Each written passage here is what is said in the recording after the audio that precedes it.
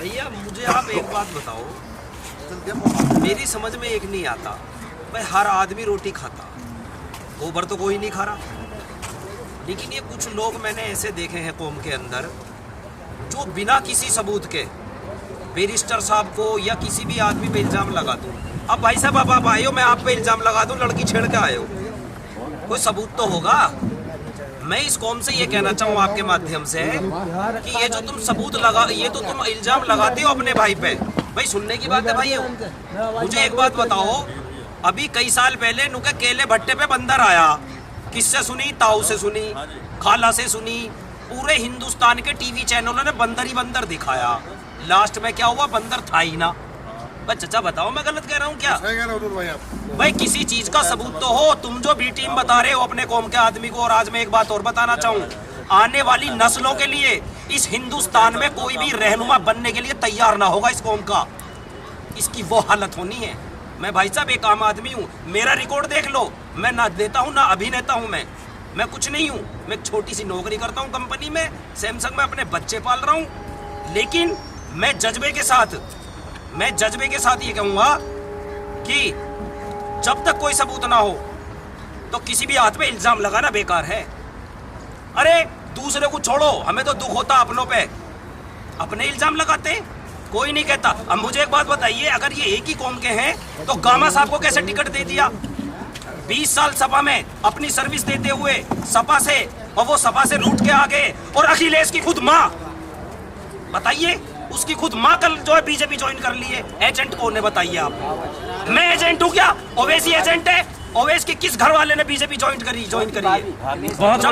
बताइए, भाभी ने अखिलेश की माँ है, मुलायम सिंह की घर वाली है। अरे अस्तगफुरुल्लाह, लड़की है, लड़के की घर वाली। चलो मैं जो भी है भाई साहब, मैं कह रहा हूँ, मैं राजनीति में नहीं जानता, मैंने तो यूट्यूब पे देखा, मैं राजनीति में जीरो हूँ, लेकिन अफसोस मुझ जैसा आदमी आज अकल लगा रहा जो राजनीति में जीरो है। देखो मुझे तो भैया ने बताई कौन है, लेकिन मुझे पता है अखिलेश की परिवार की औरत है, डिंपल की दौरानी है। और हम ले रहे हैं, किसको नहीं ले रहे? हम दलितों को ले रहे हैं। एक मैंने अभी सुना, मैंने देखी वीडियो, कोई बेचारी कंचन है, वो हमारे IMIM में, मैं जुड़ा हूँ। क्यों जुड़ा हूँ? मैं भी अपने आप को दिमागदार मानता हूँ, आप भी मानते हो, कौन नहीं मानता? अब मुझे बताइए, बंदर आया क्या आज तक? नहीं आया। किसी सुप्रीम कोर्ट ने, किसी कोर्ट ने ये सबूत दिया कि ये एजेंट है? अरे नाउजु बिल्ला, उस आदमी को डूबने मरने की जगह नहीं है जो अपने भाई पे कल कयामत के दिन क्या जवाब देगा बताइए आप मुझे?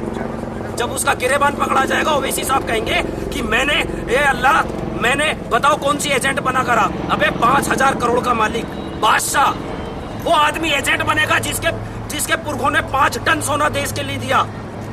औकात हमारी 15,000 की हम नौकरी करते हैं, हम 15,000 की नौकरी करने वाले बादशाह को कहने की एजेंट है। अरे एजेंट बना करा जाता है पैसे के लिए। और बताऊं मैं, जो लोग गैरुल्लाह से जुड़े में उसे अपना रहनुमा मानने हैं, खुदा की कसम असली एजेंट वो है गैरुल्लाह के। अनकरीब मरने के बाद भी, कयामत के दिन भी उन्हें जो है जन्नत नसीब नहीं होगी। क्यों? क्योंकि कल उनका गिरेबान पकड़ा जाएगा। और दूसरी बात और मैं कह दूं भाई साहब आपसे, अभी पिछले लॉकडाउन में हमारे आधे मुसलमान ये कह रहे थे कि मौलाना साहब ने अच्छा नहीं करा, कोरोना फैला दिया। ये मीडिया, आपने नाम सुना इस्लामोफोबिया? आप बताइए मुझे, एजेंट कहने वाले से, उससे आप एक सवाल कर लो, आप पत्रकार हो, कि बताइए इस्लामोफोबिया किसे कहते हैं? उसके धुआं निकल जाएगा कानों में, को बता नहीं पाएगा। इस्लामोफोबिया का मतलब है कि पूरी दुनिया का चैनल, पूरी दुनिया का वेस्टर्न और जो मतलब गैरुल्लाह टीवी है वो जुड़ा हुआ है, कैसे इस्लाम को बदनाम किया जा, कैसे मुसलमान को बदनाम किया जा। मुझे अफसोस आता कि हमारे अपने भाई इस बात को कहते हैं।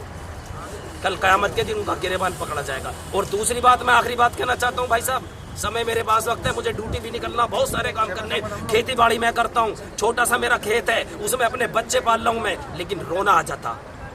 अरे हम कर क्या रहे हैं जो 70 सालों में हमारे बड़े नहीं कर पाए? भाई साहब ये दिल की आवाज है। आज एक आदमी ने आके एक बेड़ा उठाया है कि चलो मैं आने वाली नस्लों के लिए एक नेता पैदा कर दूं। क्या वो आया वहां से? वो तो बादशाह है कि तुम्हारे लिए कल अपने घर चला जाएगा। वो सांसद है, सांसद ही रहेगा तमाम उम्र। लेकिन हम क्या कर रहे हैं? वो राजा है, राजा ही रहेगा और तुम रह जाओगे भिखारी। अरे 6 करोड़ मुसलमान तुम यूपी के, तुम्हारे लिए कोई आने वाली नस्लों में नेता पैदा नहीं होगा। और मैं एक बात और बताने देना चाहता हूँ आपको, इस कौम की जो हमारे जाहिल और अनपढ़ लोग हैं या चाशनी चाट रहे हैं दूसरे पार्टियों में जाके, मैं कोई नेता नहीं हूँ। आप मेरा रिकॉर्ड देख लो, मैं नेता अभिनेता नहीं हूँ। लेकिन आज मैं एक बात बता दूं, इतिहास पढ़ो। अंबेडकर साहब जब उनका इंतकाल हुआ 5000 किताबें उनके जो है कार्यालय में निकली।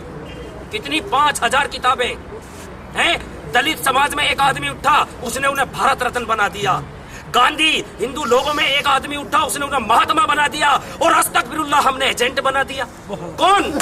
जो लंदन से बैरिस्टर की डिग्री लेकर आया है, लंदन से बैरिस्टर की डिग्री लेकर आया है, जिस पे पैसे की कमी नहीं है। और खुदा की कसम मैं एक बात बताऊं आपको, मैं अपने काम से अफ्रीका भी गया हूँ, सऊदी में भी रहा हूँ। वहाँ पे लोग मुझसे जिक्र करते थे कि भाई आप ओवैसी को जानते हो, बहुत बढ़िया ओवैसी को जानते हो। तो मेरे कानों में धुआं निकल जाता था कि इसने मुझसे किसी की बात नहीं करी। अगर हिंदुस्तान में वर्ल्ड लेवल का कोई नेता है तो मैंने ये देखा है। अफ्रीका में भी मैंने ये चीज जो है करी है कि एक मुस्लिम नेता है जो पार्लियामेंट में बोलता है। कौन? ये लोग एजेंट बताने वाले। अरे अपनी औकात तो देख लो। आप मुझे उसे छोड़ो, इस क्षेत्र को ले लो। मैं आखिरी बात करना चाह रहा हूँ, इस क्षेत्र में असलम की जो लाइन है उसका खुद गांव है, उसका आधा रोड हमारे MIM के कौन कैंडिडेट है मैं भूल गया भैया, आरिफ, हाजी आरिफ नाम है उनका। मैं बेचारों को जानता तक नहीं। मैं तो अब उनसे 1-2 बार मुलाकात हुई, मेरे घर आ गए, मैं दुआ सलाम हो गई।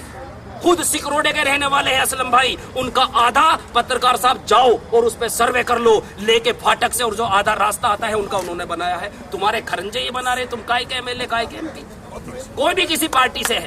और मुझे आप एक बात बताइए कि ठीक है चलो हम एजेंट हो गए, ठीक है, और जो मायावती जो आई है वो क्या उसका सपा का टिकट नहीं, वो नहीं काट रही, क्या वोट नहीं काट रही है? नहीं, उसे नहीं कहेंगे। चंद्रशेखर आजाद, आपको जीती जागती मिसाल बता दूं, एक भी दलित ने कभी उसे एजेंट नहीं कहा। क्यों नहीं कहा कि मायावती के अलावा उसने पार्टी बना ली, वो वोट काटेगा। मैं ये कहना चाहता हूँ, सुधर जाओ, सुधर जाओ। तुम्हारे पास आखिरी मौका है। तुम्हारा कोई नस्लों में नेता पैदा नहीं होगा, तुम्हारी डोर को कोई लेके नहीं चलेगा। इसलिए अल्लाह के वास्ते इस पतंग को पकड़ लो। मैं तो एक आम आदमी हूँ भाई साहब, मैं तो यही कहूंगा, इससे ज्यादा मैं कुछ नहीं जानता।